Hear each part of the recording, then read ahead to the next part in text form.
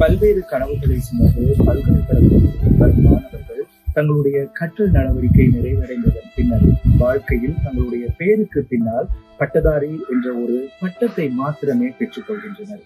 இதுக்கு பல்வேறு சிரமங்களையும் கூட அவர்கள் எதிர்நோக்க வேண்டியிருக்கின்றது.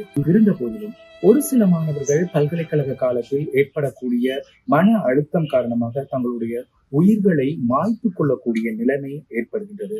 அவ்வாறானதொரு சம்பவம் இன்றைய தினம் யாழ் பல்கலைக்கழகத்தில் பயிலக்கூடிய அரசறிவியல் துறையில் 3ஆம் வருட மாணவராக இருக்கக்கூடிய ஒருவருக்கு இடம்பெற்றிருக்கின்றது. அவர்தான் கவி என்கின்ற ஒரு மாணவன்.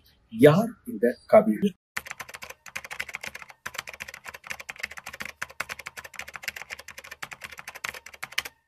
நண்பர்களோட தான் அவர் வசிச்சு வந்த நிலையில இந்த அதிகாலை இப்படி தற்கொலை செஞ்சு கொண்டிருக்கிறார்.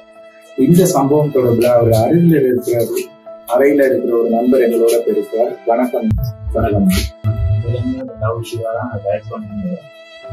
நானும் நைட் வராம கூட விளையாண்டவர் டிப்ரெஷனா இருந்தவர். அரவாசியில போன் வந்து எப்படியே போயிட்டாரு. 4 மணிக்கு சத்தம் டெய்லி கூப்பிட்டு வெளியிடங்களையும் நீ வரும்போது என்னன்னு கேட்டேன். இப்படி அதை சூசைட் பண்ணிட்டாங்க. நான் நம்பலாம்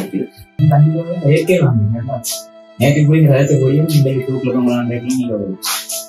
இதெல்லாம் இப்படியே செய்யாம கவலைப்படாங்க. தற்கொலை தொடர்பில் நாங்கள் யாழ்ப்பாண தலைமையக போலீசாரிடம் வினவியிருந்தோம்.